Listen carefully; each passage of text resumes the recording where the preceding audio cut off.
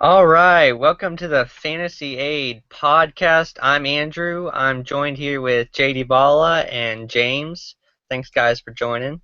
No problem. No James. problem. All right, so you're here. So this podcast is going to be all about injuries, rookies, and guys we're looking at for the second half. So JD's going to lead it off with some AL East players.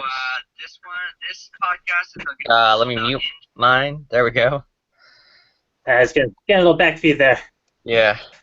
All right, but anyhow, since you went on last, from what I saw from the Baltimore Orioles, got a right-handed pitcher, Giovanni Gallardo. Came back on 6/18.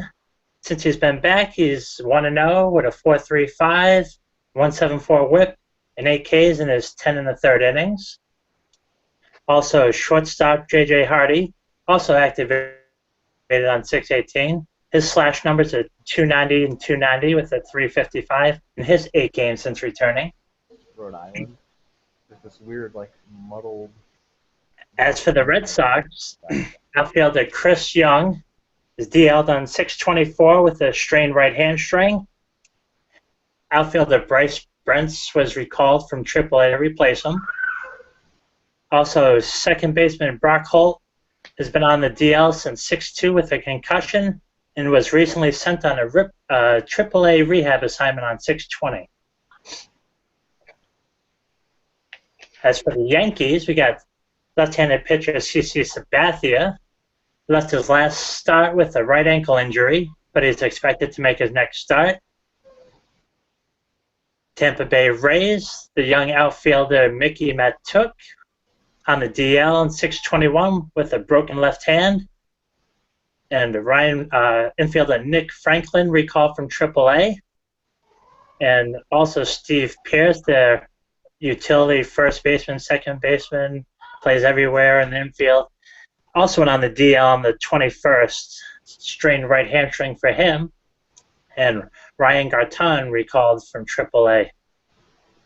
Now the big AL East DL player is outfielder Jose Bautista.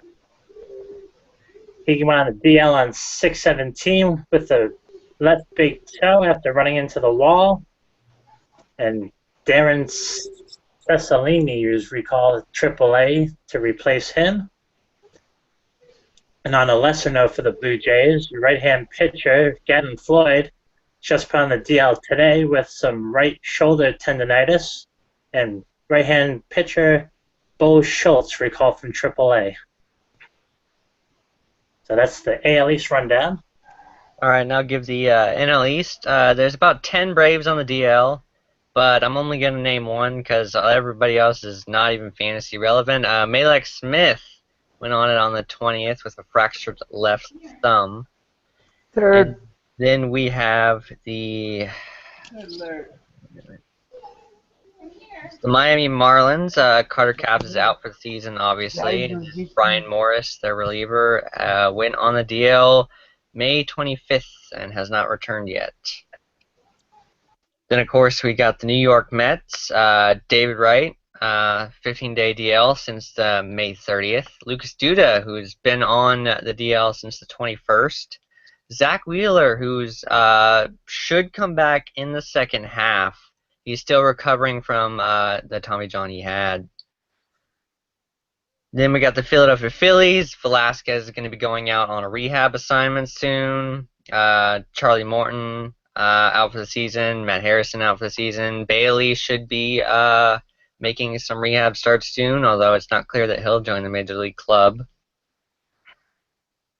And then the Washington Nationals. Very recent news. Strasburg going on the DL. Yesterday. Upper back strain. So we'll have to monitor what comes out there. And then Papelbon has been out since June 13th. It's going to be interesting to see when he comes back if Kelly keeps a closer position. But that's it for the NL East. All right. Any players you want to talk about in depth at all, or you just want to keep on going into the AL Central? Let's go over some of the main guys that are relevant. First, let's start out with Vince Velasquez. He's going to be coming back soon. Rehab start. How do you feel about him? He was pretty mediocre for about a month, 2 month stretch. Right. Everyone remembers that big K game he had early in the season, and he was picked up almost universally.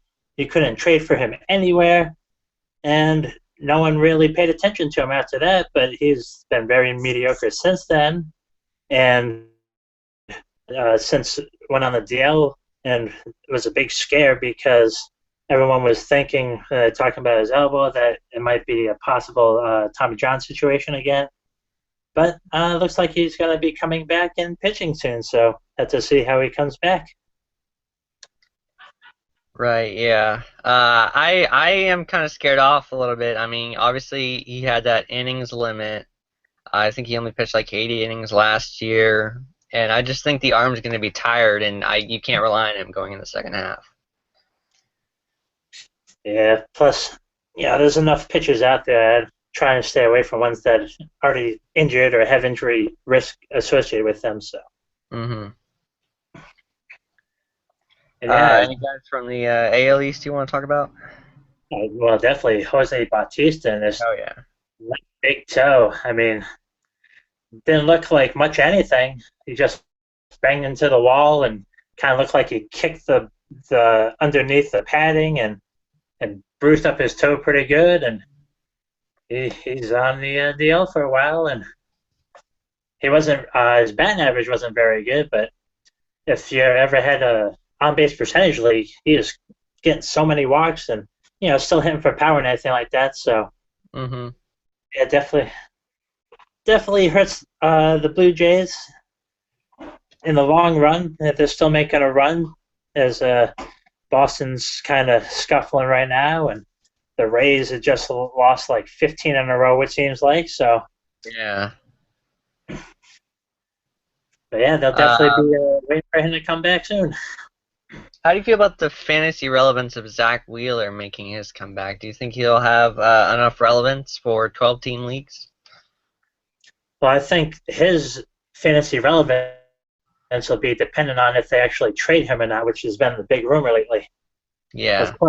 Of course, teams are going to want to see at least a couple of AAA starts, if not 4 or 5 starts up in the majors. Maybe not that many because the trade deadline's coming up pretty soon, but they're going to want to see that he can actually stay on the mound and throw 100 pitches before they give up the farm to get this guy. Right. And with Zach Wheeler, I mean, you look at pitchers that come back from Tommy John, Jose Fernandez notwithstanding, and they generally struggle. Wainwright struggled, and other guys struggled. So I will probably have him. I do have him on a couple of my teams that I've been stashing him in, but I'm not going to look for a ton out of him. Right. It usually takes in some semblance of a year to fully come back after pitching and getting the feel back and just being able to let it loose and everything before they really get back to form. Mm-hmm. In most cases. Of course, we have Strasburg, who just recently went on the DL. That's going to be a big hole there in Washington. Do you think this has any relevance with Lucas Giolito? Do you think it might speed up his timetable any? I'm not really sure. They said that they changed his delivery down in AAA, and now everything's on course, and they got him where they want him to be. But, of course, he's been blocked by the pretty much great rotation of the Nats, even though Gio Gonzalez has really struggled himself lately. This definitely opens up a spot to bring him on up. Mm-hmm. So Joe Ross is starting for him on Monday, but they will be calling up a starter on Tuesday, although they haven't revealed who it will be yet. It seems Trevor Gott might be the favorite there with Matt Grace, but definitely just keep an eye on Giolito just in case. Yeah, he's definitely got the stuff, but like with some of these other teams, they just seem to have some reluctance from bringing him up. Mm-hmm. All right, shall we head to the AL Central? Yeah. All right, so we got For the White Sox, we got right-handed pitcher Zach Putnam was put on the DL on 6/21 with the ulnar neuritis in his right elbow, and reliever right-handed pitcher Chris Beck was recalled from AAA. For the Cleveland Indians, the very frustrating outfielder this year, at least, Michael Brantley, who's put back on the DL on 5/14 with the right rotator cuff impingement. And infielder Michael Martinez was recalled from AAA. He's recently received a cortisone shot to try and help him out with his rotator cuff there. The Detroit Tigers, very big injury here with outfielder J.D. Martinez, put on the DL 6/17 with a fractured right elbow. Outfielder Stephen Moyer is recalled from AAA. J.D. Martinez is expected to miss 4 to 6 weeks. And if anyone's seen the actual play where he runs into the wall, it doesn't look like much, but the impact where he hit his arm must have done a little fracture to his elbow, which looks very freakish, but yeah, it's got him out for 4 to 6 weeks. So, and Stephen Moyer himself is day-to-day with right knee soreness. He was held out of the lineup yesterday. On to the Kansas City Royals. We got right-handed pitcher Chris Medlin. He's put on the DL in 5/12 with his right rotator cuff inflammation. He's recently rehabbed. He's transferred to AAA to rehab on 6/25, so he might be coming up soon, possibly.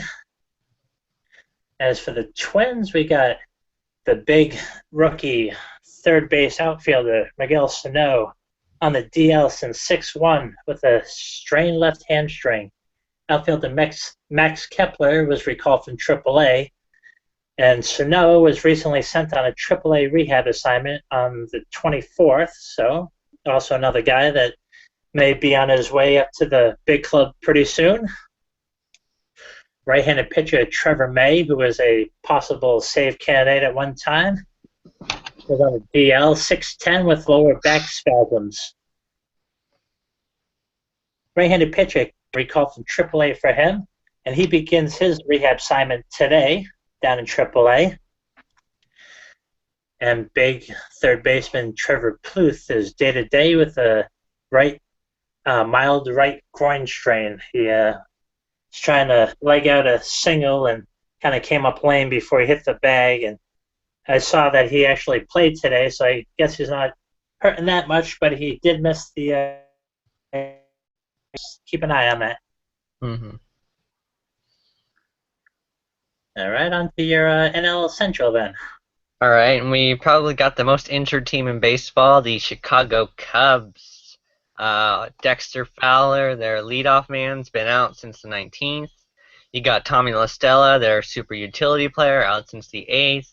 Soler, who I think he has to be traded once he gets off the DL and showcased, because he's just got nowhere to play. He was injured on the 7th.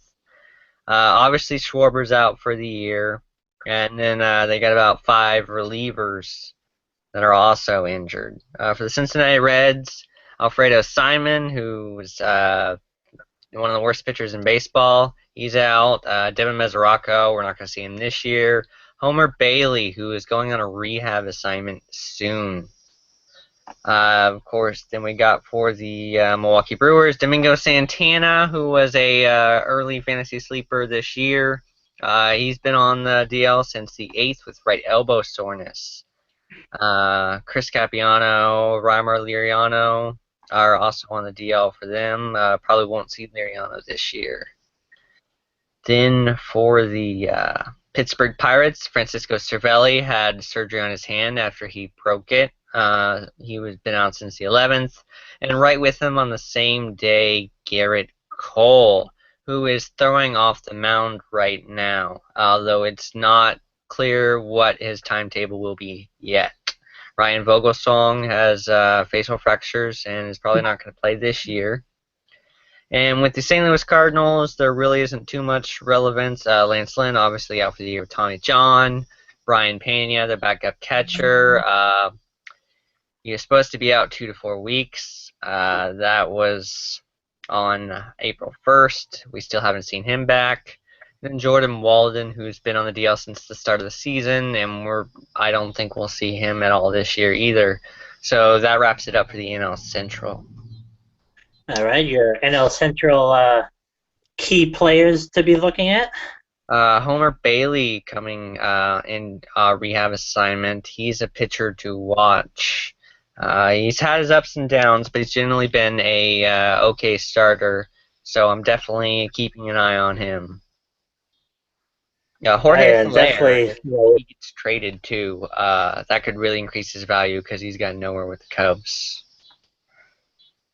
Yeah, with Bailey, there's definitely room to go right into that rotation, and they got some young starters that could look to a guy like Bailey to show them the ropes and everything, and show them how to take the ball in 5 days, even though he's not the greatest example of that right now. But and then, of course, Garrett Cole. It's encouraging that he's throwing. Seems like a lot of aces, Strasburg, Cole, and there's Felix Hernandez, just all these guys. We got a lot of aces on the DL right now. So monitor that, and then Bailey can help with that because you just need to find guys to fill in until your aces get back. Right, stopgaps to stop the bleeding. Mm-hmm. So you don't have stinking up your ERA and whip. So I didn't know that Moy was injured, but he's interesting with Martinez out. Right. Yeah, he's played well so far. Yeah, he just has some right knee soreness, so he's hit a couple of home runs and he's hit a few doubles, and it's been pretty productive since he's come up. He's strikes out a lot, as a lot of young power hitters do, but he's been hitting for some power so far.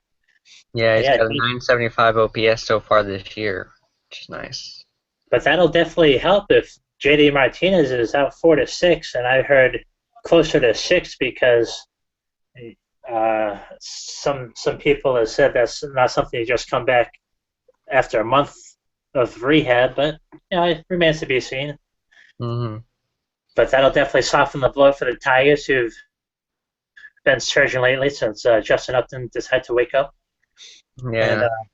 And Michael Brantley's been on and off the DL a couple of times this year. I remember during draft season, everyone was drafting, stashing him, and they waited, finally got him to come back, and then shortly after he went right back on the DL. So yeah, I was one of those guys. Do you think we see anything from Brantley this year? I'd have to imagine once he actually gets healthy that he will, but it depends how long it actually takes him to get back, and then because he's now been out, he's going to have been out for multiple months now, so it's going to take him a couple of weeks to get his timing back and everything like that. So if he is, it's going to be later in the second half, so I wouldn't really get my hopes up on it. So. And then, of course, Dexter Fowler with the Cubs. Haven't heard any recent news from him, but the Cubs have been struggling a little bit lately, and that might be because they're missing their leadoff hitter in Fowler. He's really valuable on top of that lineup. Oh, yeah, he's a spark plug for them. That's about it for the standouts for the NL Central. All right, shall I move over to the AL West? Yeah. All right, for the Houston Astros, that's it. They really haven't had any over the last couple of weeks. There was no one that showed up on their injury report. That might help their 10 wins in a row they've had, I think, now. And it generally helps when you have all your players healthy and starting to perform like they're supposed to. Mm-hmm. As for the LA Angels, though, they've got a whole bunch of people that are hurt, and some people that have been waiting very, very long for them to come back, like left-handed pitcher C.J. Wilson. It's been on the DL, the 60-day DL all season with his left shoulder tendonitis. He started throwing bullpen sessions, so some progress there. Their stud young right-handed pitcher, Garrett Richards, is also on the 60-day DL with a torn right UCL in his elbow. He's gone with the stem cell injection instead of going for just the TJ surgery. He's been shut down for 6 weeks as of the 16th of May, and he's scheduled for an MRI actually tomorrow. So some news should be coming up on that shortly.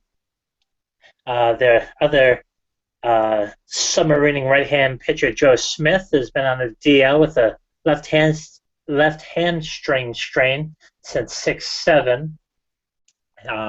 Rick will replace him.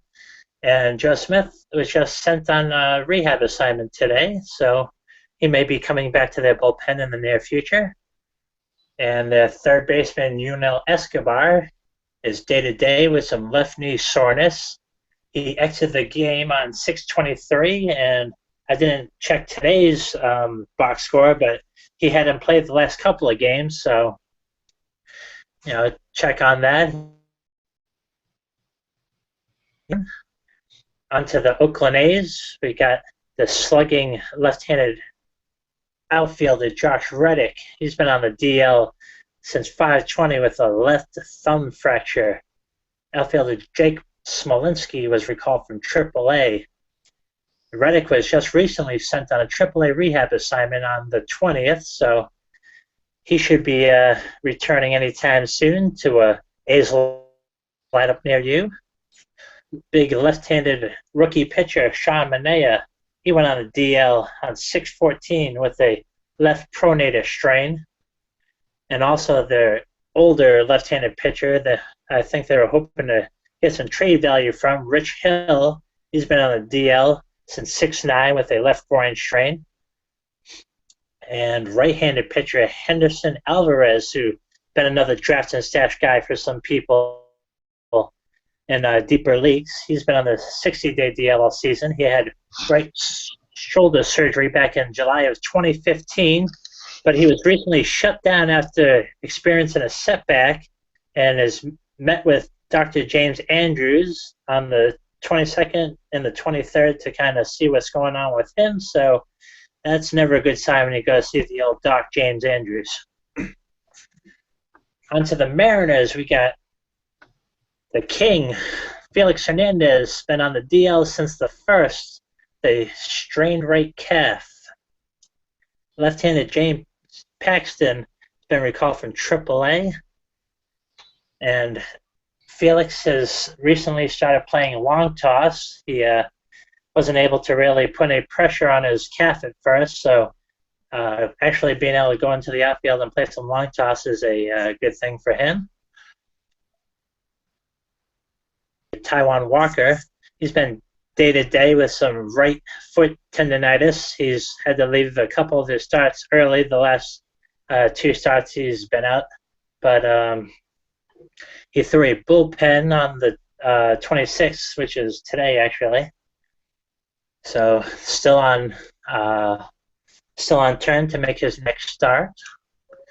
Left-handed pitcher Wade Miley was recently put on the DL on the 17th with a left shoulder impingement. He's been sent to Class A, actually, instead of just AAA for his rehab assignment, and that started back on the 24th. Another draft and stash guy that has recently found his way back to the DL for the Rangers, right-handed pitcher Yu Darvish. He went back on the DL on the 13th with some right shoulder discomfort. Left-handed pitcher Alex Claudio was recalled from AAA to replace him. He just threw a 30-pitch bullpen session today, so just trying to see where his shoulder's at and maybe a possible rehab assignment in the works here. Left-handed pitcher Derek Holland went on the DL on the 22nd with left shoulder discomfort, and right-handed pitcher Luke Jackson was recalled from AAA to replace him. And a guy who's going to be out for quite a while, the other older right-handed pitcher Colby Lewis was just put on the DL also on the 22nd with a strained right latissimus dorsi muscle. Not expected to be back until late August. All right, that's my AL West people. Who's All right. in the Well, we got the NL West? Diamondbacks. Brito was put on the DL just 2 days ago with a fractured right toe. David Peralta's been kind of off and on. He's been on the DL now since the 15th with a lower back sprain. Chris Owings has plantar fasciitis. If you remember, that was the thing that bothered Pujols for a while, so I'm not looking much from him there. And obviously, the guy everyone drafted and he got injured the day before the season started, Jdballa. Then for the Colorado Rockies, Adam Ottavino might be coming back soon, so we're not exactly sure who's going to close there because obviously Jake McGee has left knee inflammation and has been on since the 11th, so that closer situation is kind of fluid. Tyler Chatwood was put on the DL on the 19th with a mid-back strain. Parra has been on the DL with a left ankle sprain since the 15th, and I think Justin said in our chat that Trevor Story might have broken his hand today. So that's major right there, especially after they just got rid of Jose Reyes. Oh, that's rather good. Yeah, and then the Dodgers, you got Alex Wood, who has left posterior elbow soreness. He's been on since the 31st of May. I haven't seen update news from him, but I think he's supposed to be back. We'll check that in a second soon. Brett Anderson, I think I do remember because I got a comment about him asking if he should be looking to pick up. He's had surgery on his bulging disc and it's been out since April 3rd. Andre Ethier's out for the season with a fractured right tibia. Hyunjin Ryu out for the season. And Brandon McCarthy is, I think he's out for the season too with right elbow surgery. Then we got the San Diego Padres. Andrew Kashner, neck strain, been out since the 11th. Jameel Weeks been out since May 8th with a strained right hamstring. Corey Spanchenberg has strained left quad. He's been out since the 20th. Tyson Ross, we're still waiting for him to come back. It always seems like he's going to come back, but then he doesn't. He's been out since April 5th. And, of course, with the Giants, you got Hunter Pence. He's still going to be out for a while. He was put on the DL with a strained right hamstring on the 2nd. Matt Cain had an aggravated right hamstring strain. He's been on since the 14th. Duffy just got put on it 6 days ago with a strained left Achilles. And then Sergio Romo has been out since April 11th. So those are the players for the NL West. Yeah, so the Giants kind of dinged up recently with Pence, and then they lose Duffy shortly after that. Yeah. Do you think any trades in the work? I know they've been talking about getting relievers, but now they have some holes to fill in that lineup of theirs. Any trade you foresee coming? Possibly. I think they'll go bullpen help before starting help. But maybe if Rich Hill comes back, something like that, I could see them going that direction. I don't see them going big, but yeah, Giants have always done the more subtle moves. They don't go for the big name guys per se. All right, here's an interesting quote from A.J. Pollock. There hasn't been any news since the 12th, but this is what he said. He believes he could play a good chunk of time this season. He wouldn't go into specifics on when he would be back, but what do you think of that quote? Well, I think if you ask any player, they're going to tell you what they feel at the time, and most any players, especially if they're not used to being on the DL that much, they're going to tell you that they're ready to go, they want to come out, and they might feel like they're ready to play, but it ultimately comes down to the organization and what they want to do with that player. Mm-hmm. Especially with the Diamondbacks kind of struggling right now, they might not want to rush him back right and make sure that he's fully healthy and get him going for next season. As for Alex Wood on the Dodgers, he is throwing right now. There's still no set date, but yeah, he's throwing. What do you think about the Felix Hernandez situation? Who gets bumped from that rotation when he gets back? That is a great call. Paxton, just like Velasquez and some of these other young pitchers, has been fantastic. Pretty His good. first start or so, and Bombed today against the Cardinals, but generally he has been good. 100-mile-per-hour fastball, yeah. and he's been getting his whip is pretty high as well. I think it's over 1.5, maybe up like 1.7, somewhere around that area. So he's not exactly a lock to be sticking in right now. Taijuan Walker's day-to-day. Maybe he goes on the DL when Felix Hernandez comes back. Right, and Wade Miley's also possibly on his way back. So it's a fluid situation right now, but yeah. Also, Josh Reddick coming back soon, possibly. Do you believe he might get traded from the A's, as they're always looking to do little deals as they are now clearly out of it? Actually, I just read a story on him today. They are engaging in contract negotiations with him. If it fails, it is highly believed that they will trade him. But right now they're still trying to work out a long-term contract. That's good, because the A's have been like a quad A team that whenever they get any good, well, he's not really young, so that may be part of the reason they're trying to lock him up. If they get any good young players, and before they have to pay them the big bucks almost every time. So yeah, that's good that they're at least attempting to keep some of their better players now. All right, well, that's it for the injuries. So if James is ready, we're going to bring him in and start talking about just some of the guys we've added, and then some of the guys we're targeting on buy lows that we'll think will have a good second half. Because he said he was available, so he can unmute himself now. Before we start talking a little bit about that, let's just talk about D. Gordon. He's due back in, I think, exactly a month now. He was getting drafted in late second, early third rounds in drafts this offseason. When is the time to pick up D. Gordon is the question. And is he the same guy that he was before getting suspended? That's a very valid question. I would personally have to say no.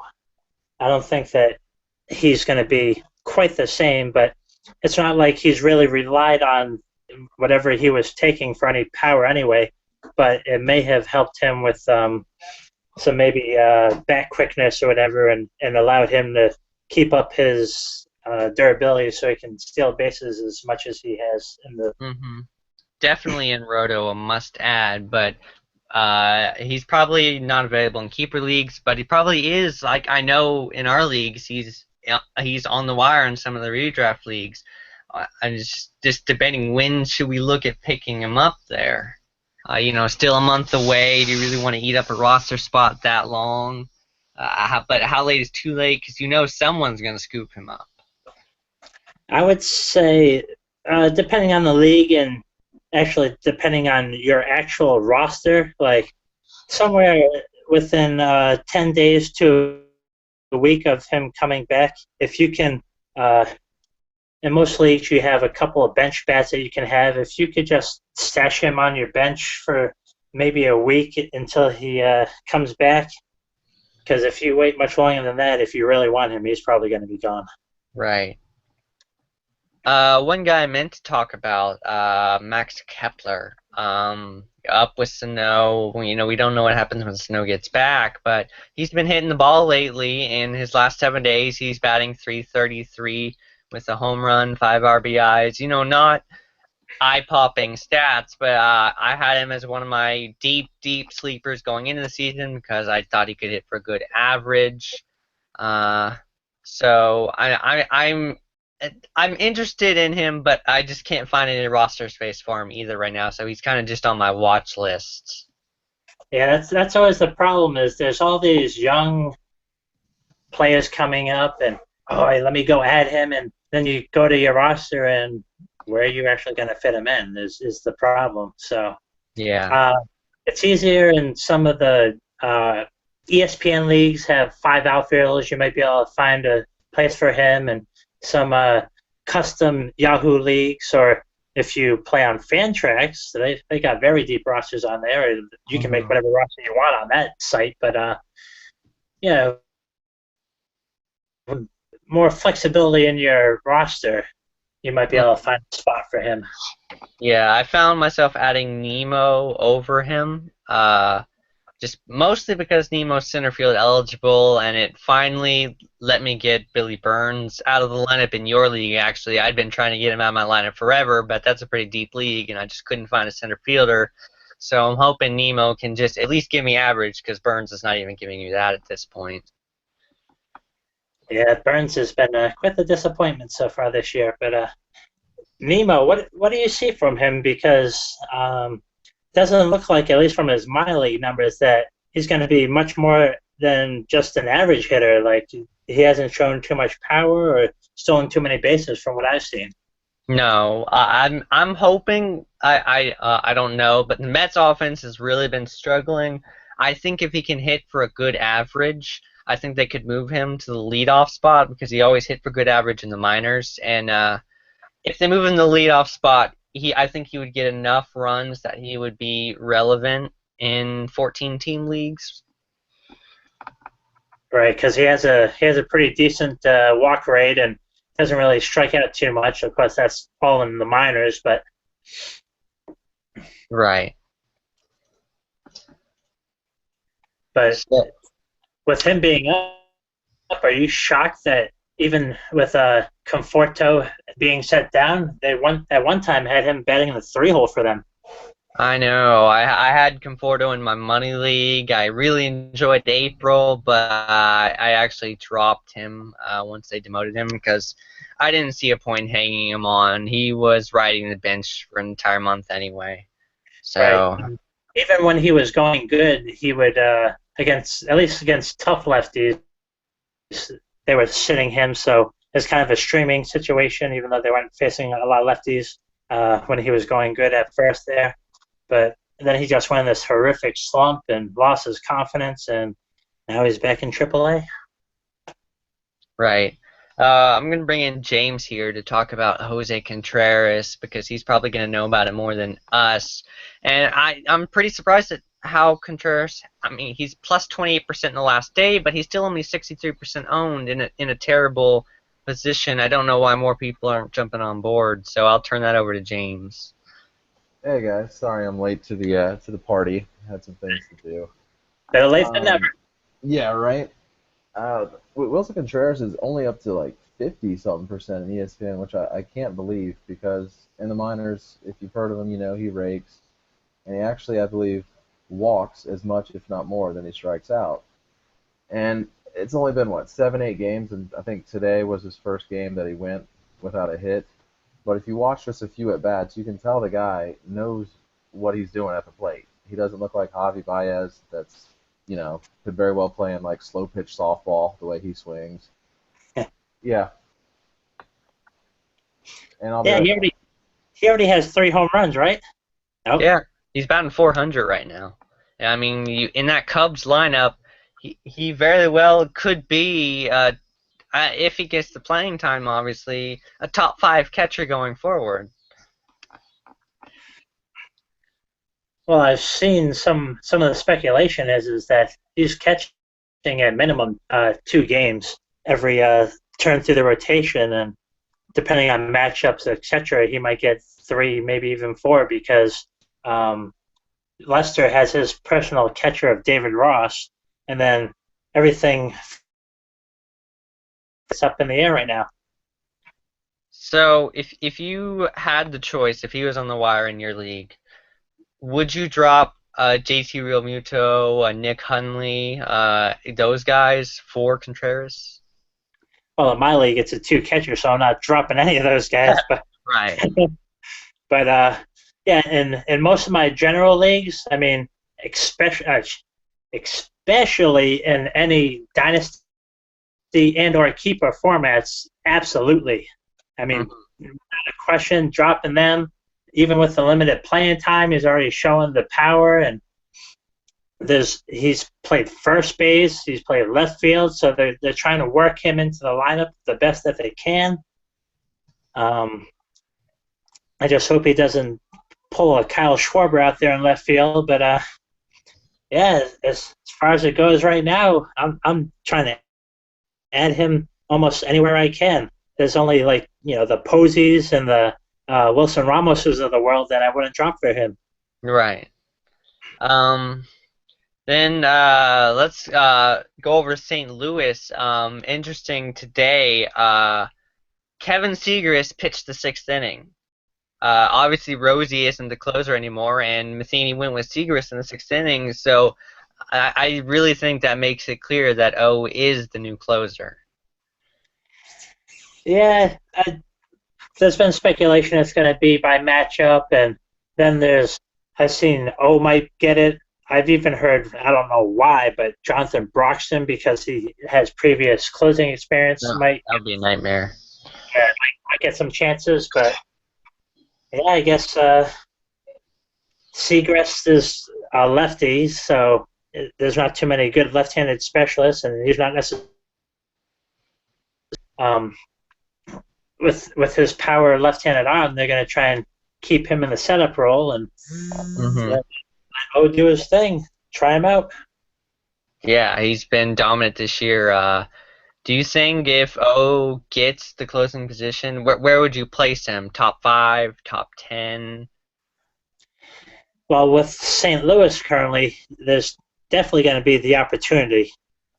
So I wouldn't say quite top 10, maybe not even top 15, but he's definitely in that middle, tier 3, tier 4, because he's definitely got the Ks, he's got the low ERA and WHIP, but who knows how he translates to the closer position. Some people just seamlessly do it, and other players, again, that spotlight of the 9th inning, and they can't handle it. Right. And Matheny says he wants to get Rosie back in the closing thing eventually, but I don't see that happening unless he gets everything right, which he could. He had a really good 2015 if he can get back to that. Yeah, this might kind of be like the Ken Giles thing, where Ken Giles was traded over to Houston, and everything looked like, he's going to be the closer. He closed some games in Philly before he was traded, and it was absolutely horrible. It was all over the place, and his control command was way off, and he lost the job in spring training, and this is what has now happened to Rosenthal. Is his WHIP has been over 2, I think, over the last month or so, and he's just given away the job, and if he wants it, he's really going to have to earn it back. I mean, I think even with Matheny. Yeah. A guy I've been adding in a couple of my leagues, some speculative pick, Josh Bell, Pittsburgh Pirate outfield prospect, although he can play first base. He's got 11 home runs, averaged 316, 930 OPS. He's been destroying AAA all year.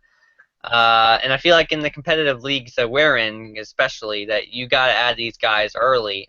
Because obviously when I added Contreras early in one league, but by the time he was called up, I was like, no, you can't get him in any of the leagues because he's already owned.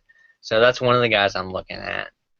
Right, plus some of the leagues that we're in, mainly on Yahoo, they have some NA slots built in, so some of these players, not Josh Bell per se, but some of these players that have been coming up recently have already been stashed on rosters ever since the beginning of the season. So definitely, if you want some of these players on whatever Fangraphs or ESPN or someone's touting them up, it might already be too late to pick them up. And of course, we had AJ Reed called up, and for me, it was just kind of a quiet call-up. There wasn't a bunch of noise made about it. He was super hyped early in the off season, and now when he comes up, I just haven't been hearing a ton about him. What do you see from Reed? He has struggled in AAA. I think he's been injured part of the time, though. Yeah, I think there was something with his rib cage, if I recall. I remember seeing something about that. And I was actually watching the Houston KC game today, and he's just mammoth. I mean, he's not quite Matt Adams big, but he's huge. He's a big human being, and he actually looks very steady at the plate, like he's not moving all over the place. His head, it looks like he has a very compact, direct swing to the ball, and as big as he is, if he gets even the slightest contact, it's going to be very hard, and lots of home runs coming, and he's already had a couple of walks so far. I don't believe he's gotten a hit as of yet, but he's been patient and waiting for his pitches. He's not just up there flailing away. And with first base not being super deep, he's definitely got to keep an eye on. 11 home runs in the minor leagues this year, 59 games. He had 59 strikeouts and 28 walks, so that's not a terrible KBB in the minors. So plus in that lineup, I mean, they're really starting to get going. If he manages to get himself, I mean, he was batting 6th, I believe, today. If he gets up in the 4 or 5 slot, or even if he stays at 6, there's going to be many opportunities for him to do some damage. Right. A couple guys. One guy I want to buy low on is Aledmus Diaz. I still feel like he hasn't shaken off the regression that he had a rough patch, and people are kind of, oh, here comes the correction. But he's been absolutely killing the ball. He hit a home run yesterday. He went 3 for 5 with 2 doubles today. I think he's batting over 400 with over 500 OBP in the last 7 days. He's been absolutely crushing the ball. He's about to pass the Cardinals' all-time record for home runs by rookie, for shortstop rookie. So he's definitely a guy I'm looking at buying. Right. The problem is with some of these rookies, there's really not much history to go on. Michael Fulmer, who had a couple of bad starts and might have been dropped in some leagues. I definitely dropped him. Oh, yeah. So there's some tendency to overreact, like as soon as they get called up, or maybe even a couple of days before, depending on what league you're in. Like some of our leagues, they're called up like a week before they're picked up a week before they're even called up. It tends to be overreactions both ways. They all get picked up immediately, and they struggle after bad starts, and then they're dropped again. So yeah, and I feel like it's especially pronounced with Diaz because he was never a top prospect. So nobody saw him coming. Fulmer, he did make some prospect lists, so at least there's something there. But with Diaz, it's just like he came out of nowhere. Right, and then his batting average was so astronomically high. Once he finally started skidding, everyone said, "Oh yeah, okay, here's the real Diaz." And then back, and they recently recalled Wong, so people trying to put 2 and 2 together and saying, "Oh, if he keeps on scuffling, maybe he goes back to AAA," and going way down the line. And one guy I'd actually like to sell. And not that I think he'll be bad in the second half, but he's just having an incredible hot streak. Matt Carpenter, who hit 2 home runs today. Love him. He is eligible at first base, second base, and third base. That is huge. So if you're in a league that needs that flexibility, he's worth a lot more. But just kind of see how people are feeling about him, because he's been on an incredible hot streak these past 2 weeks.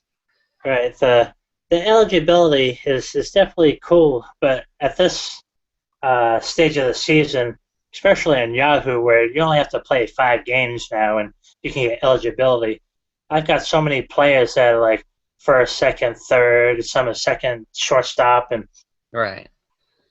Eligibility at this point I don't think is too much of a problem, except if he's eligible at a weak position that you really need to fill. Like,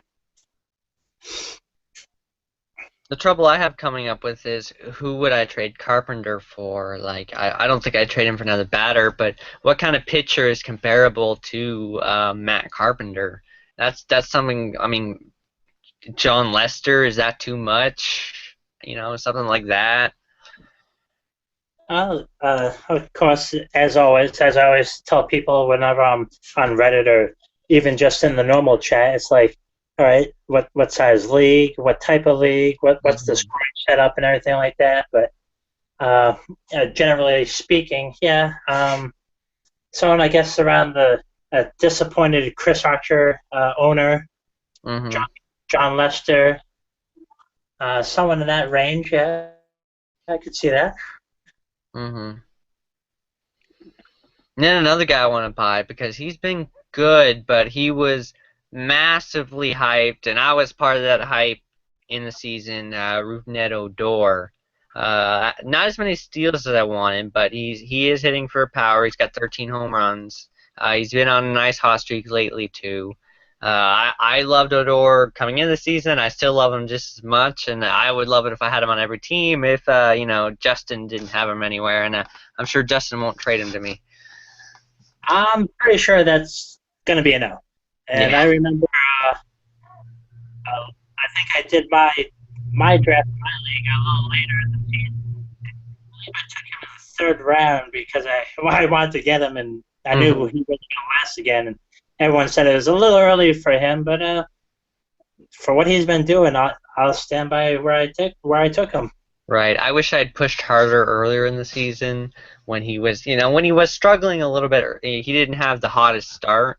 I wish I'd pushed a little bit more to get him then.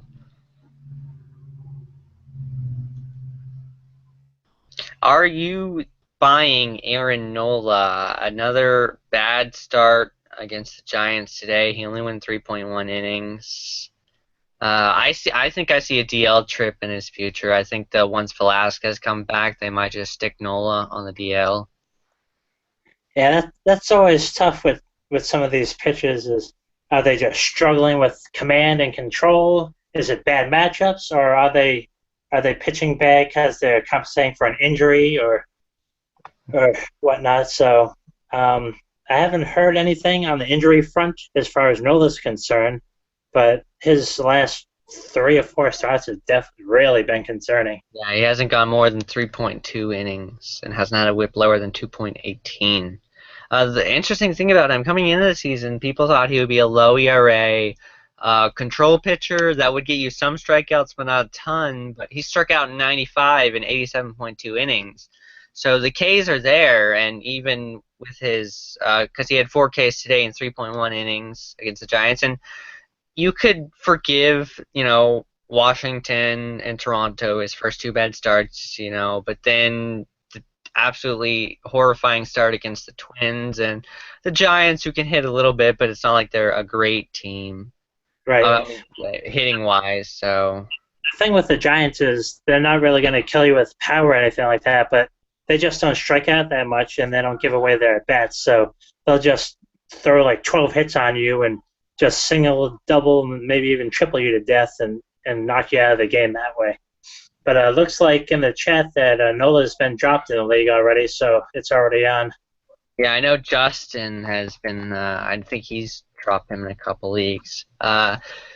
If you were given the choice, would you rather have Eckhoff or Nola? I think Nola's owned in just a little bit more leagues. Nola's currently owned in 68% of Yahoo leagues. I think Eckhoff's around the 50 mark right now. Without a doubt, Eckhoff. He's got no wins because he pitches for the Phillies, but he whip, and he's almost been a K per 9, so and he's been pitching better as of lately, and Nola's been going the exact opposite direction, so especially for right now, it's really easy to say Eckhoff. And Eckhoff's actually dropped a little bit. He's only 45% owned. And the thing about him was he was the guy coming in like, okay, he's got strikeout potential. But he's only had 77 strikeouts in 91 innings. So it's kind of like the roles have reversed there a little bit. That is true. But I think it's just the Phillies, the young arms. They're all going to get tired. I would rather have Eckhoff than Nola, but his arm getting tired is a concern too. Most of those Philly starters are with their innings. You just got to worry: are they going to be around there come playoff time? Because the Phillies aren't going anywhere, and they're not going to wear out their pitchers. All right. Another guy that I've been looking at here is. Just recently came off the DL himself and been driving everyone nuts for his team is Troy Tulowitzki. Yeah, Tulowitzki. I actually dropped him in a couple leagues. Right. His second half over his career, he's batted 306, had a 380 on base percentage, and slugs 523. Of course, most of that's been in Colorado, so that's a little aided there. But he Mhm. definitely looks like he's hitting for some power since he's come back, and at least not striking out every other at bat as of right now. So, Right. I feel like even with his hot streak, I mean, shortstop is just such an amazing position this year that I would still put Tulowitzki outside of my top 10 probably. oh That yeah, could change if he definitely. heats up, obviously, in that lineup when you have all the guys there healthy. But if someone's seen that he's hit a home run or two since he's been off the DL and they still remember him from Colorado days, they want to pay up, definitely trade him away. Actually, I traded him. I paired him with Adam Jones in the league. This is a deep two catcher dynasty league where you keep your whole team. I traded him away, and I got Diaz, Bregman, Alex Bregman, who is a guy to watch also with the Astros. He's turning up in the minors. Right. Diaz, Bregman, and one other guy I'm forgetting. I'll remember it soon, but I would rather have Diaz than Tulowitzki, I think.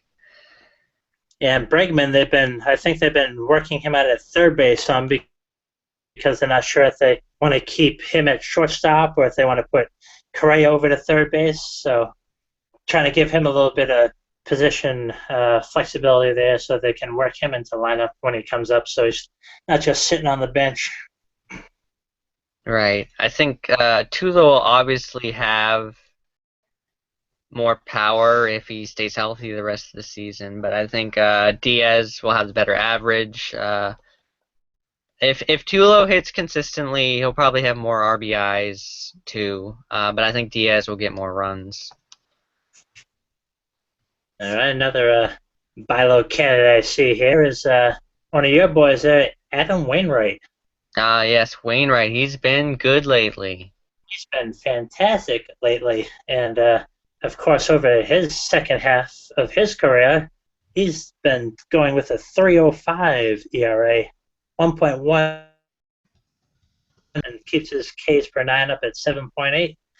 He's a little older now and got some more innings under his belt here, but after his horrid start that lasted maybe up until about a month ago, he's really turned it on as of late.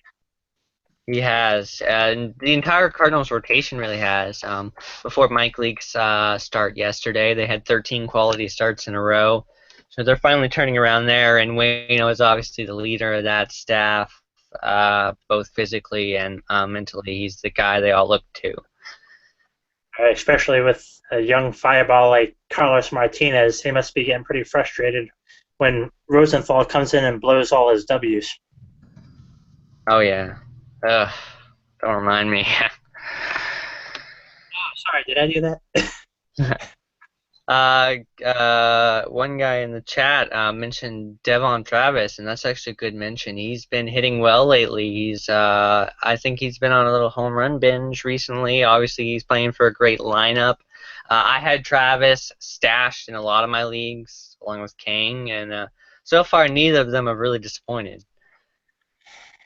Yeah, he is one of those, well, in some deeper leagues, of course, was a draft and stash guy through on the DL, and he's supposed to come back with late May. He pretty much stayed on schedule with that. He kind of struggled at first coming off the DL, I think he was scuffling like 200 batting average, no Hmm. power, stolen bases and stuff like that, but kind of like Wayno over the last couple of weeks, he has really turned it on.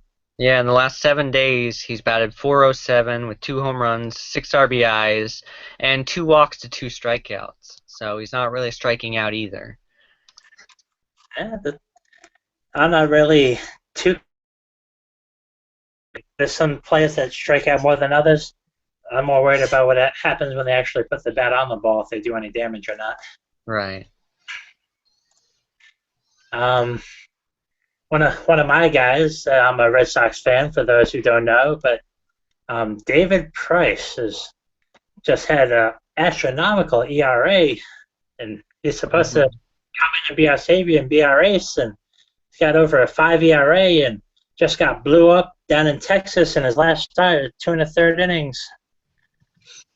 But the track record is definitely there. His second half, just like Wainwright. I mean, 303, 1.91 WHIP, which was even lower than Wainwright's is, and he always strikes out pretty close to 1 batter per inning. So he's still, of course, because of the Red Sox potent lineup, has been getting the wins, but his ERA and WHIP is just absolutely killing, especially for where you had to pay for him this year.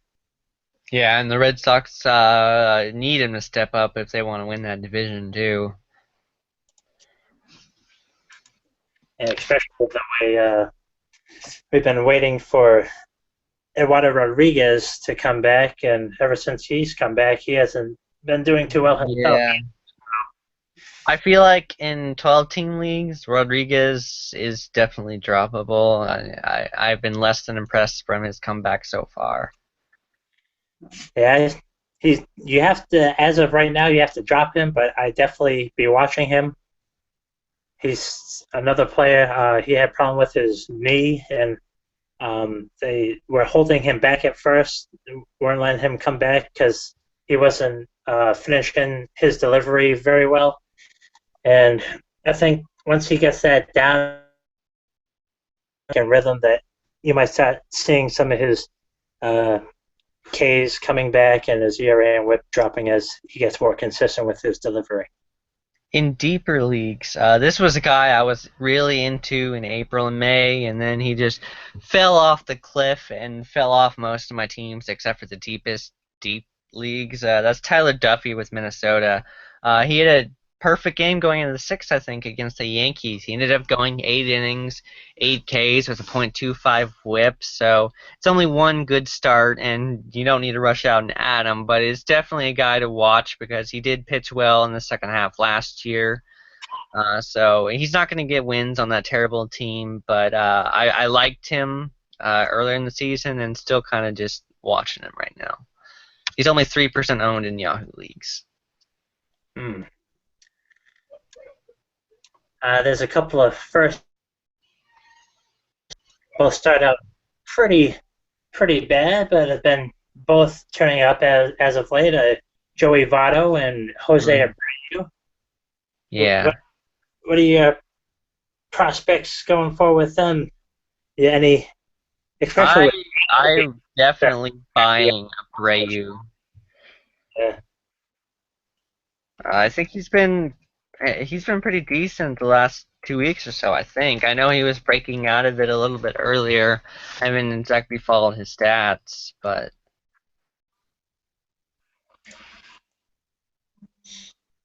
And then Votto with Cincinnati.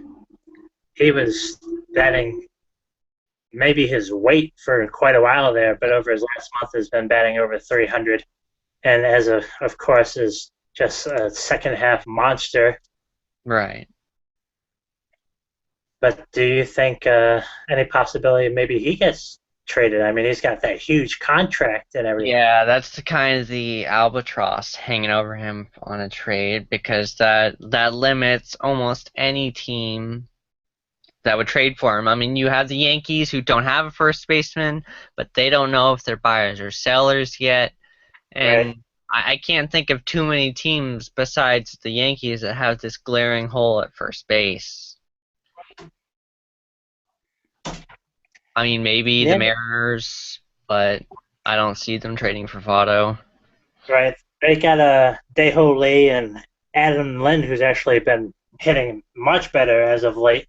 And they got that little platoon going, so I think they're happy with that as of now. An obvious one, because he's definitely been heating up lately, is Justin Upton, the streakiest hitter in baseball.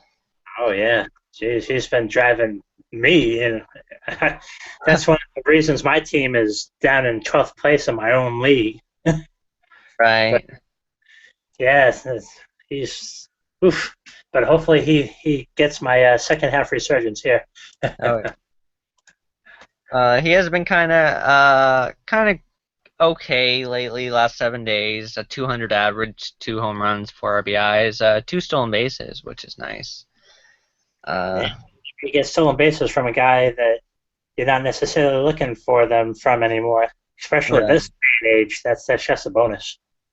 And if you imagine if you start the season, you draft Stanton and Upton in your outfield, and you think you're set, and then you have like one of the worst outfields. Obviously, I think the biggest guy that's going to have a great second half is obviously Stanton because he's got to make up for what he's done in the first half. He's been doing pretty well the last week or so. He's hit a home run. I've seen him hitting some line drives more and actually hitting the ball, which is good because for a week there, I think he struck out almost every at bat. Right. So, with his immense power, just like with I was saying with AJ Reed, even though the slightest contact is just going to be hard. I see in the chat here, someone's talking about the Dodgers have been inquiring about Jay Bruce. Have you heard anything about that? I have. I read an article today. Nothing imminent, but they are discussing it. That would definitely be an interesting trade there. But I don't know if it would add any value to Bruce because I mean the Reds lineup's not terrible, and obviously he would lose out on that great hitters park that is the Great American Ballpark. But definitely. Matt Kemp, yeah. I see. He's talking about Matt Kemp. I think I haven't dropped him in any leagues, but I don't know. I mean, he's been so up and down all season long. I mean, at one point he was almost batting under the Mendoza line, and then he had another hot streak to get it up again.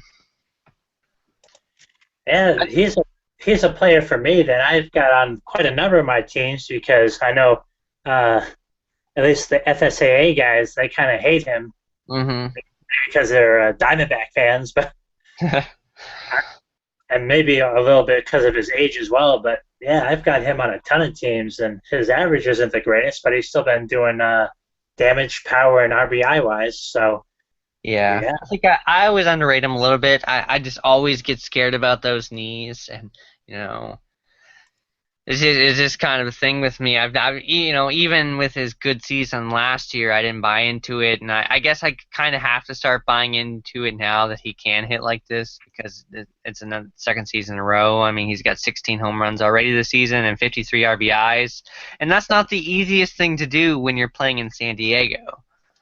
Not only playing in that ballpark, but playing in that lineup. Yeah. Yeah, over his last 2 weeks, I mean, he's batting .365, 2 home runs, 11 runs batted in, only 6 runs scored because of that horrible lineup people have batting behind him. But yeah, I mean, he's been great. What about Chris Archer? I mean, still, he's not been bad, but he hasn't been Chris Archer. Still waiting for that turnaround with him. Well, kind of like with David Price, where the price you had to pay for him, he's been bad. Yeah. The strikeouts have been there. That's what everybody was drafting him for. The strikeouts have been there, but it doesn't matter how many strikeouts you get if you have a 4.7 ERA. Right. Where you had to pay for him, you're thinking, well, especially in the AL, you're hoping for maybe 3.5 at the worst. And when you're a full run, watch out. Yeah, I mean, when you're in a draft and John Lester's going about 2 rounds after him, I mean, he's definitely been a bust. Oh, yeah. Did I mention that I traded John Lester this year? Really? Randall Grichuk was one of the guys I got back in return. We will see Grichuk, I think, at some point again this season. Not sure how much of a role he'll play. I mean, Colton Long has not been good since being recalled, so they really just still have that hole out there in center field. You have any sleeper pitchers that are on your mind going into the second half of the season here? I got a couple. I got a lot on my watch list because there's always more pitchers than I have roster space for. I Right. still think Drew Smiley's going to turn it around. He's been pretty bad. He's been Archer-like, basically, which has been pretty bad, but I'm still waiting on him. I think he can turn it around. Yeah. But, yeah. Yeah, he had a good start on the 15th. 6.2 innings, 12 strikeouts, but then he was bad in starts against Cleveland and Baltimore. But both of those teams are pretty good, especially Cleveland on the hot streak they're on. And the K's have been there. And the whip's not that bad. It's at 1.18. So it's just he's getting killed by the home run ball. That's the weird thing about that is that his whip is actually pretty good, but you keep on giving all those home runs up, and I guess most of them have been with some runners on. Right. A guy that I got here is the fantasy darling, at least as far as Fangraphs go, is Michael Pineda's actually been pitching pretty well lately. He's only got over his last month. He's only got one win, but he's got 40 strikeouts in 33 2/3 innings. His ERA, kind of like Smiley's, isn't quite so great. It's 4.28, but also like Smiley, he's got a low whip of 1.16. Yeah. Pineda was a guy I was avoiding going into drafts, and I kind of felt justified after he was so bad. But yeah, he definitely has upside, and yeah, he should be a guy I should be monitoring. And I still kind of have that bias from the offseason because I was all into him last year, and he burned me, and I don't think I've forgiven him for that yet. Yeah, so those guys that kind of stick in your mind, and you put a little asterisk next to them. Yeah. Other guys I see is, at least, I don't know how deep some of these leagues are that you're going, but I see in Yahoo, he's only 37% owned at the current time, is Shelby Miller. Shelby Miller, that's a good one. Yeah, he got roughed up in his recent outing in Colorado, but who doesn't? Yeah. And, I mean, pitching in Arizona is a little bit of a launch pad itself, but I guess his mechanics, they fixed down in AAA, and kind of like with Colorado, the opposite is when you go and face the Phillies. I mean, everyone pitches well against the Phillies, so he had a good first start off the DL. Right. Going my team here, Michael Wacha. He's actually 80% owned, but he was dropped in my 16-team money league, and I picked him up, and he's been doing really well. Let me see. Pulling up for June, he has pitched 26 innings, gotten 21 Ks with a 1.03 WHIP and a 3.08 ERA. He's been pitching pretty well, and it's not like soft matchups either. His last three matchups were the Pittsburgh Pirates, the Texas Rangers, and the Chicago Cubs, Right. and he pitched well in all of them. I'm surprised he was dropped in that deep of a league. I know, I was too. Another guy I see here, only in 38% of Yahoo leagues, is Anthony DeScalafini. Yeah, DeSclafani, I've been picking him up anywhere I can. He's been really good. His whip was kind of high, but he's got that under control. He's only pitched 23 2/3 innings since coming off the DL. But, 15 Ks, not exactly a K per inning, but he's still, getting back, getting used to throwing 6-7 innings, and he's definitely going to be in that rotation for the rest of the season because Cincinnati's rotations. And his controls got better. He walked 3 batters the first 2 times he was back. He's only walked 1 batter in his last 15 innings, so the control is there now. Pitch count, and he actually, it kind of worries me a little bit. He went 117 pitches in his last outing against San Diego, and I haven't seen the numbers to back it up, but it just seems pitchers kind of have a bad outing after a lot of pitches. Yeah, I think that's because of this whole pitch count junk that's been going on for a while. Another under-the-radar guy, and it just seems like you could say this about every Milwaukee pitcher, but Junior Guerra from Milwaukee, a 39-year-old rookie for them. He's not quite that old, but you never know with some of these guys that come over from the Dominican and over that way. Some of them say they're 32, and then a couple of years later, you find out they're a little bit older than that. But he's been solid. Right.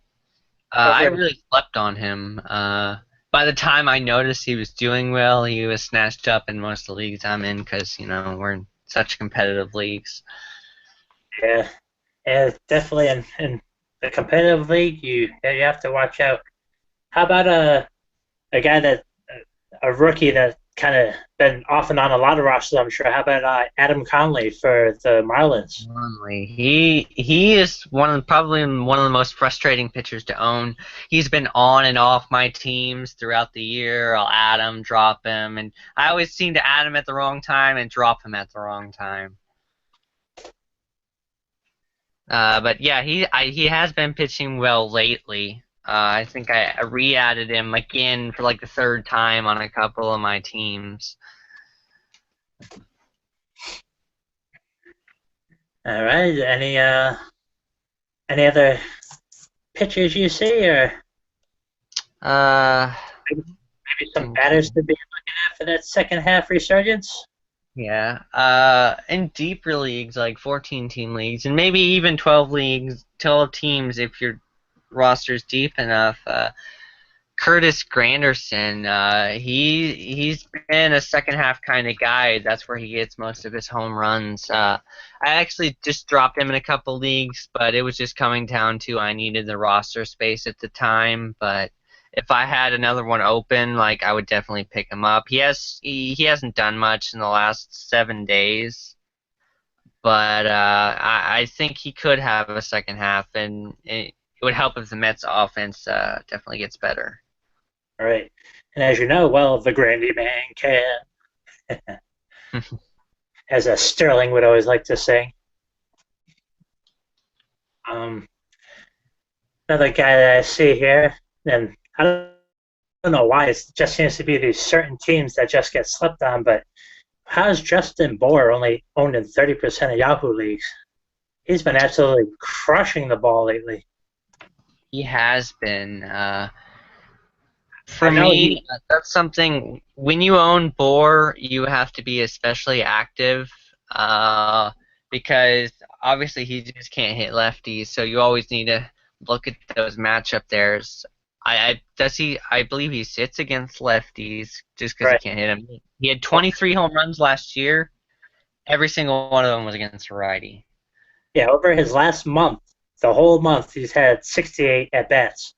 But in those 68 at-bats, he's had 5 home runs and 19 RBIs while batting .294. Yeah, that's really good, especially with first base when you have a lot of guys underperforming, like Prince Fielder or something, and you need to get someone in there that's actually giving you something. Absolutely. Justin Bohr, I think he actually was on my sleeper list, my first sleeper list I put out, and then I'd never drafted him, and I don't know why. I guess just because I was always getting my first baseman in the first or second round. Yeah, there's so many players that you can have on any given roster.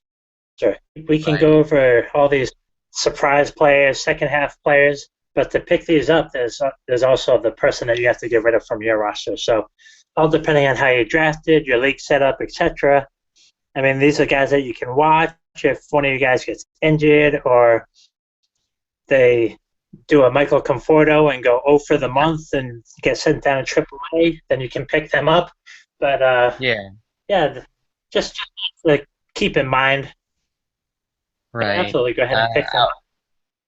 I was actually re-looking at my sleepers list and my busts list just to revisit it because we're coming into the half of the season to see how I did. And I think only like 3 of my 10 sleepers of the original video are actually doing well. I really missed the mark there, but I was looking at my busts, and like 9 out of 10 of the people have been pretty bad. So still a season left for the sleepers to make it up, and for the busts to try to prove me wrong, though. Right. Well, hey, 9 out of 10. That's I don't know what kind of rating system most people go by, but that's pretty high on my list there. Yeah. And obviously, some of it's due to injury, like Puig was on my bust list, and he's been injured for a lot of season. I'm interested to see what he does in the second half. All right. Another hitter that I've actually just recently picked up, and I know this is going to make one of the FSAA guys very happy that I mentioned this guy, but believe it or not, Danny Espinosa. Espinosa, yeah. His average is only 259. He's not a very big average guy anyway, but he has 21 runs scored with 9 home runs, only 15 RBIs off those 9 home runs, but 2 stolen bases, and in deeper leagues, and plus in Yahoo, of course, on Yahoo he qualifies for first, second, third, shortstop. I mean, you can really just throw him in anywhere. So. Mm-hmm.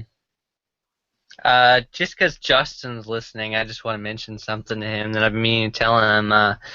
In one of the public leagues we're all in, I know at least I know he's in it. About a week ago, someone dropped Jackie Bradley Jr. for Kevin Pillar, and he cleared waivers.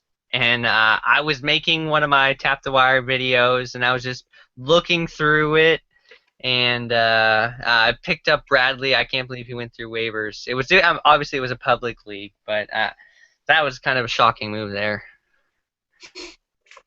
You sometimes in public leagues you just see the weirdest stuff. Yeah. How do you see Bradley in the second half? I mean, obviously he had a dream first half. Cooled off a little bit, but I mean he's still hitting 305 average with 13 home runs. You think he can have that kind of pace for the second half? I think the average will steadily decrease. It's not going to, at the end of the year, you're not going to look down and see him down at 260. But I don't think he can quite sustain that power. He could definitely get RBIs because Fenway and a lot of ballparks that he's going to be hitting in the AL East are just very, very hitter-friendly. He actually stole a base today, and that puts him up to 5 stolen bases, which, I mean, not a ton, but I wasn't really thinking of Bradley as a steal guy at all. Yeah, that's sneaky speed. I mean, I don't know. It's the running Red Sox now. They're not the old Red Sox like they used to be. Yeah. I think Xander Bogaerts AL MVP. I mean, he has been amazing. He might have to beat out his teammate there. but he's starting to get dinged up himself there, Big Papi. He's really been on a tear, but he's been sitting games more often now, and if that really starts hindering his at-bats, could start seeing a very, not even gradual, it could be a steep decline, very quick decline for him, unfortunately. Mm-hmm. One guy that's kind of, he's only 50% owned, Logan Forsythe. He had a good season last year. He's one of those speed power guys that'll give you decent power with speed. He's only owned in 50% of leagues. He was injured part of the year, but he's batting .287 with 5 home runs and 4 RBIs right now. Right, he's the new Ben Zobrist down there in Tampa Bay. Right. He's got a modest 4-game hitting streak going. Hasn't stolen much. Actually, he might have more than 4 stolen bases. I think I was looking at the league where that was net stolen bases. Right. Uh, but yeah, he's a guy that, especially in Roto, you probably want to add. I think we'll see a little bit more power in the second half. I don't know. I'm starting to see in some leagues, for whatever reason, anyone that watches FSAA, this guy was hyped immensely, was Michael Franco. Oh yeah. That his average has just been so poor over the last month, and I mean, 198. Oof. Hmm. Bad. And just like with some of these horrible teams, there's just no one to help him, anyone to protect him in that lineup. I mean, he still managed to have 4 home runs and 11 RBIs, but Right. 198. Ooh. Are you a believer in what Will Myers has done this season? I am. I always have been, and just with like Puig and like some of these other players, it really just depends on health. And I don't mean like they play like 20 games in a row. I mean like they're actually playing without some nicked wrist or a bad hamstring or something. So Right. he's a guy Uh, that could be seeing his way onto another roster pretty soon himself. hmm. I'm still kind of cautious about him. I don't know if the home run pace will keep up. But yeah, he's. I mean, if I had him, I'd probably try to sell high, but I could see him maintaining some sort of pace like that. Right? And of course, it all depends where he gets traded to, what ballpark, division, etc. that he finds Hmm. himself on. But I think he's for real. How And be about his his? 4th team since being called up. Oh yeah. Well, that's the problem with being a young prospect on a team like Tampa Bay, and then some of the other teams that he's gone to. That he just becomes a trade chip, trying to get players to come over in trades for a playoff or a pennant run. So Right. how about So his teammate Derek Norris? Because catcher's just been so bad this year. it has been. You just kind of have to hold your nose. Like what I had to do when Nick Hundley was on a ton of my teams and he went on DL, it was kind of like just an empty hole there. And just to show how bad catching has been, I mean, he also qualifies at first base in Yahoo, but he's actually up to 41% ownership in Yahoo. But that's with his last month. He's batting 265 with 16 runs scored, 6 home runs, 19 RBIs, and believe it or not, for a catcher, he has 3 stolen bases.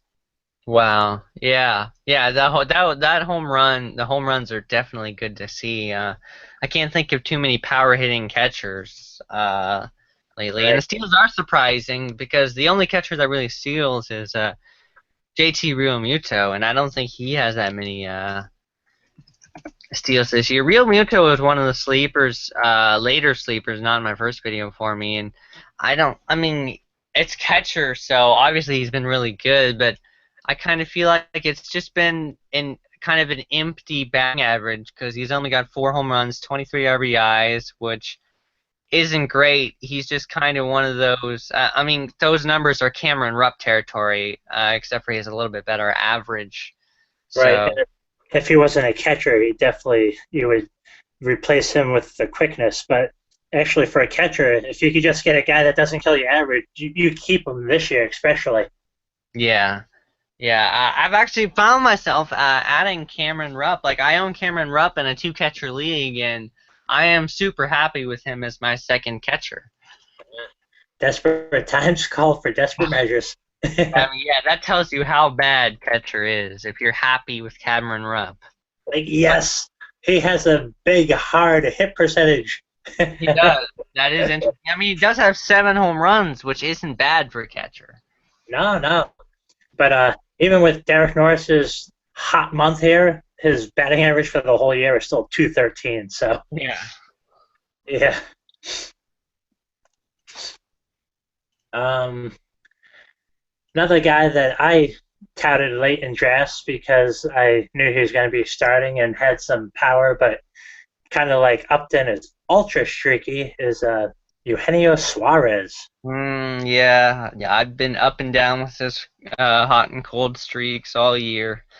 He was one of my sleepers. Torrid April, dismal May, came back again, I think, recently. How is he doing so far? Is he on one of his colder hot streaks at the moment? Oh, he's back to being ice cold again. All right. And Bill somehow owned in 63% of leagues, but over his last month, he's batting .228. Yeah, but that was kind of his MO coming into the season. I thought he would have a low average, but he'd give decent power. I just didn't foresee shortstop being this good. Where he's in past years he would be a lot more valuable than he is this year, just because of the shortstop situation. Right. Plus, third base, shortstop could flip flop either way. Mm-hmm. But yeah. 223 just doesn't do it for me. And I know the way you draft, it definitely doesn't do it for you. No. All right, so I'm going to do a little bit of transition here because we're about an hour and a half in to Clayton Kershaw and Mike Trout. Arguably the best starting pitcher and position player that you could have right now. Exactly. Clayton Kershaw, is it ludicrous to say that he might end up as the best pitcher of all time? Like, are we watching the best pitcher of all time right now? Whenever you throw like all time for a sport that's been around over 130 years, you always got to kind of like slow down, Right. But just the numbers, the fact that he's walked, I think, like 7 batters all year and has about 113 strikeouts. I mean, it's just ridiculous.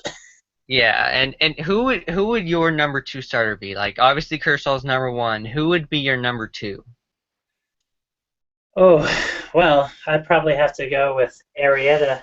Yeah, he would definitely be the leader there with Jose Fernandez and Strasburg before the DL kind of in the mix there. But yeah, I would say Arrieta too. But yeah, definitely Fernandez has definitely got the Ks. I don't know how much people really care about wins anymore, but he actually, because he's just so dominant, has actually been getting wins no problem. But right. But that Marlins has been struggling pretty much because of Stanton. But right, Ozuna's keeping them floating. So, who would you call? Let's take Bryce Harper out of the conversation. But first, would you say Trout or Harper is the better outfielder? Are you talking just overall fantasy wise, or? Yeah.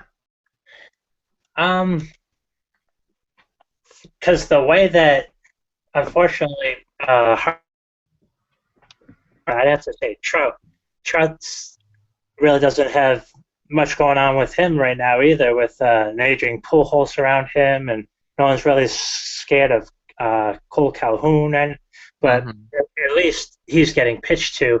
But you might very shortly say that he's going to get the same treatment because I think the only reason he's really not getting pitched around at the current time is the Angels aren't really in contention right now. Mm-hmm. And for me, I think I would say my number 2 outfielder, ignoring Harper, just taking Harper out of the conversation. But so I guess third best outfielder. Is it unfair to say Mookie Betts? I mean, he's had an amazing season. I did mention I was a Red Sox fan, right? So, all biases aside, I mean, the power that he's shown. I mean, you knew at the top of that lineup that there was a good chance he was going to score 100 runs, and you were hoping that he would get maybe somewhere between 15 to 20 home runs. That's even a little high, I thought, going into the season.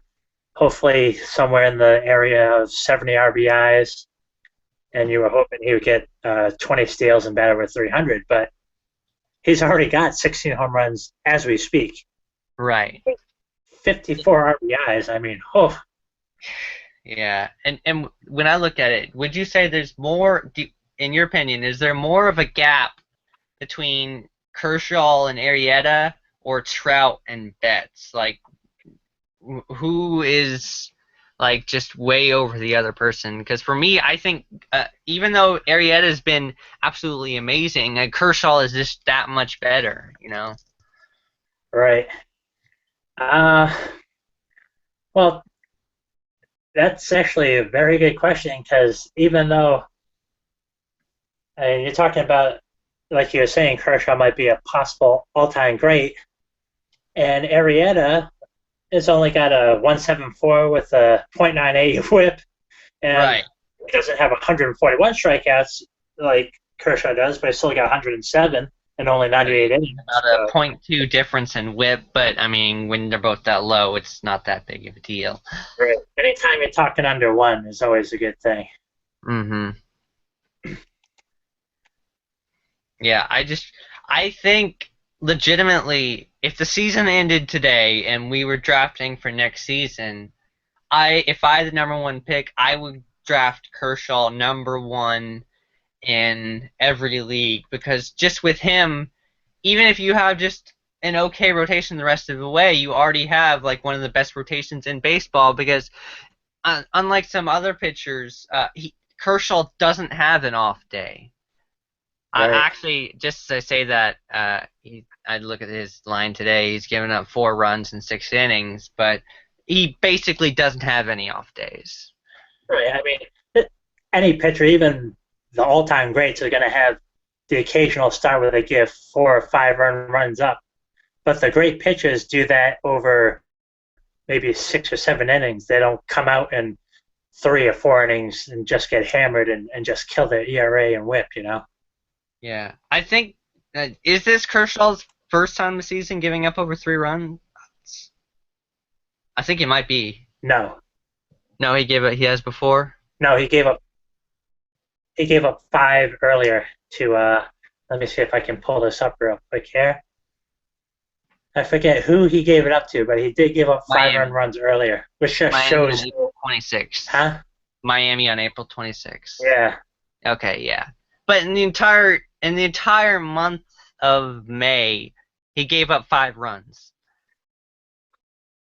Like, that's amazing. He walked 2 people in May. Like, I think I would have to go Kershaw number one. What would you do if the season ended today and you were drafting for next season? Do you still value the hitter over the pitcher? I still do because, especially in this day and age, there just seems to be, at least for draft value-wise, there seems to be so many pitchers. Like, clearly Kershaw is far and away the best pitcher, but I would be happy, well, at least I thought I was, with guys like Archer and piecing it together later in the later rounds and trying to get that top Trout, Hopper, Betts kind of hitter in my lineup, just because of kind of the scarcity thing. Right. Right. Yeah. It's definitely a debate with there's no wrong answer either way. Obviously, we're just talking about 2 elite people here. I think it's just my opinion's changing a little bit on the value of pitchers over hitters. I think at least for now, like, and not a set answer, but I lean Kershaw definitely. All right. Well, the thing is they say like batters are in your lineup every day, and pitchers are only every 5 days or 4 days, all depending. But in fantasy, if it's 5-by-5 league, or no matter how many pitching categories you have, starting pitchers will generally control a majority of it'll be your whip, your ERA, get you a good percentage of your Ks, whatever wins you might get, or quality starts depending on your league. So definitely pitchers are becoming more and more valuable. I mean, they've always been valuable, but it's not crazy to say, especially with Kershaw, that if you have the number one pick, I'm taking Kershaw. I was looking at one of my only teams that does have Kershaw, and I forgot to put Jose Fernandez in my lineup. Whoops, that sounds familiar. I remember Yeah, something about Ryan and Tom about some playoff fungu that happened that Jose Fernandez was not put in a lineup. 7 innings, 13 strikeouts today, and all on the bench. Hmm. Hope Yeah, it didn't matter. that's my pitching team. Hope you won that matchup anyway. Well, I mean, my opponent's got a 5.34 ERA, so and I'm ahead by 4 wins, so I think I'm pretty safe there. But Did you end up winning K's anyway? well, I'm ahead about I think 15 in Ks right now, so. Yeah, it's pretty safe seeing that today's Sunday, and unless he's got Kershaw going, you're pretty Well, I safe. have Kershaw, so yeah. Oh, yeah. I was thinking, yeah, today is Sunday, so that is the last matchup. Yeah, so no harm, no foul there. He wouldn't have helped me win any categories because Yeah. I swept in pitching categories like I usually do with that team. It's just my hitting if they decide to be hot or cold that week. All right. Anything else on your mind here? Are you ready to wrap it up here? Yeah, I think it's about time to wrap it up. We've been going a little bit over an hour and 40 minutes, so it was a good podcast, though. Yeah, it's been fun. And Yeah. maybe if internet cooperate next time, maybe we can get that three-man weave going again. Mm-hmm. Yeah, I think definitely future podcasts will probably be a little bit shorter. We just had so many injuries to go through this time, but Right. Just kind of catching up people on just there's just been a lot of injuries lately too, but right. Well, thanks just for joining. I enjoyed having you. thank you for inviting me. Mm-hmm. So, and thanks for all the guys that stuck around. For Fantasy Aid, I'm Andrew here with Jdballa and second podcast. It's most likely going to be a weekly thing. I'm going to aim for Saturdays, but like what happened this week, conflicting work schedules might push it to Sunday, but definitely on the weekend. So thanks for tuning in. I'll have Tap the Wire coming out this Thursday. I might publish some random videos in between. Then just talking a little bit about rookies. But so thanks for watching.